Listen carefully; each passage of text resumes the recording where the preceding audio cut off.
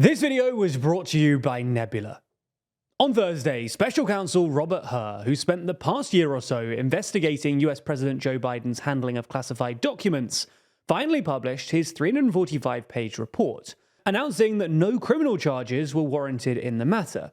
But while this should have been good news for Biden, in the report, Hur said that one of the reasons that he came to this judgment was because Biden was essentially too old, describing his memory as, quote, significantly limited, and claiming that Biden forgot both when he was vice president and when his son Beau died.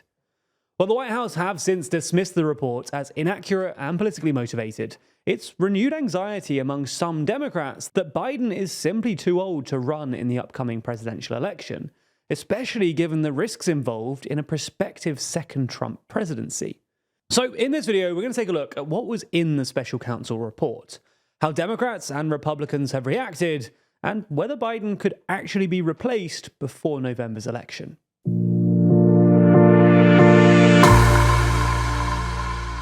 Before we start, if you haven't already, please consider subscribing and ringing the bell to stay in the loop and be notified when we release new videos. So, this story really begins in late 2022, when Biden's attorneys discovered roughly 30 classified government documents in his former office at the Penn Biden Center in Washington, D.C., and in his personal residence in Delaware, which dated from his time in the Senate and his vice presidency under Obama. Now, this could plausibly have been illegal under the Presidential Records Act, which establishes that presidential records must be surrendered to the Archivist of the United States at the end of a presidential term. In January 2023, Attorney General Merrick Garland appointed Republican lawyer Robert Hur as special counsel to investigate possible unauthorized removal and retention of classified documents or other records. For context, the Department of Justice appoints special counsels in order to insulate particularly sensitive investigations from accusations of political bias, which is part of the reason that Garland chose a Republican. Now, the investigation was of particular political sensitivity because in August 2022, the FBI found hundreds of classified documents during a search of Trump's Mar-a-Lago resort, after months of Trump refusing to give them up, culminating in a special counsel investigation led by Jack Smith in November 2022, which has since indicted Trump on 37 felony counts, mostly under the Espionage Act. Anyway, on Thursday, more than a year after the investigation began, Hur published his report, in which Hur said that there was no point taking the case any further because he didn't think that a jury would be able to determine beyond a reasonable doubt that Biden had violated the Espionage Act, which requires the defendant willfully retain the relevant documents. Now, Hur came to this conclusion on the grounds that it was possible that Biden genuinely forgot about the documents, took them accidentally, or just didn't know that he'd done anything illegal. And one of the reasons that Hur gave for this ambiguity was that Biden's memory was, quote, significantly limited in recorded interviews with his ghostwriter in 2017, but especially in an interview conducted with Hur's office in 2023. According to Hur, during the interview last year, Biden did not remember when he was vice president, forgetting when his term ended and when his term began, and failed to remember details of the death of his son Beau and the Afghanistan debate within the Obama administration. Unsurprisingly, the report sparked a furious reaction from Republicans and Democrats. Republicans argued that Biden should nonetheless have been charged, with Trump claiming that it was very unfair. Although it's worth noting that, as mentioned in the Hur report, the salient difference between Trump and Biden is that A, Trump resisted returning the documents in the first place, and B, obstructed justice by destroying evidence.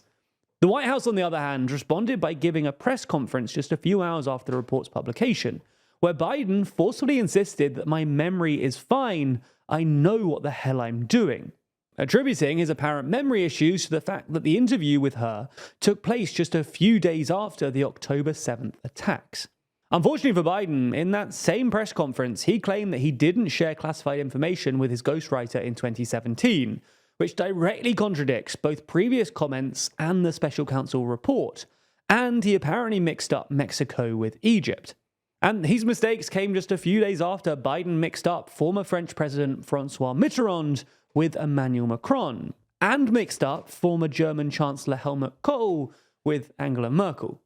Unsurprisingly then, there have been renewed anxieties among some Democrats about Biden's age, with even former candidate Hillary Clinton admitting that Biden's age is a legitimate issue. And all of this comes on the back of a series of polls showing Trump's lead over Biden widening, especially on the ever-important issue of the economy. Biden's approval rating is currently hovering at -17, and somewhat astonishingly, even about a third of Democrats now say that they don't think he should run again. Accordingly, we've seen a slew of headlines about the possibility of Biden being replaced by a younger, more able candidate, like VP Kamala Harris or California Governor Gavin Newsom. So, given his age and electoral woes, is there any chance that the Democrats could replace Biden? Well, the TLDR is that unless Biden steps down himself, no. Basically, every senior Democrat and the entire DNC back Biden, and no other current primary challenger has any political momentum. A new candidate is also basically unthinkable, given the deadline for candidate registrations has already passed for many important early primary states, including Nevada, South Carolina, and Michigan. So, could Biden just step down? Again, almost definitely no. Biden's response to the special counsel on Thursday evening demonstrates quite how set he is on running again, and it's basically too late to hand over the reins. The only other time that a sitting president has stepped down this late into primary season was Lyndon Johnson in 1968, whose successor and vice president Hubert Humphreys was soundly beaten by Richard Nixon after months of Democrat infighting. Now, to be fair to Biden here, he did beat Trump in 2020, and the Democrats have outperformed the polls in basically every special election since. There's also some hope among Democrats that voters will finally give Biden some credit for America's overperforming economy, and independents will be turned off by Trump's own senility, not to mention his never-ending legal woes. But perhaps the best defense of Biden's candidacy is, well, at this point, there aren't really any other alternatives.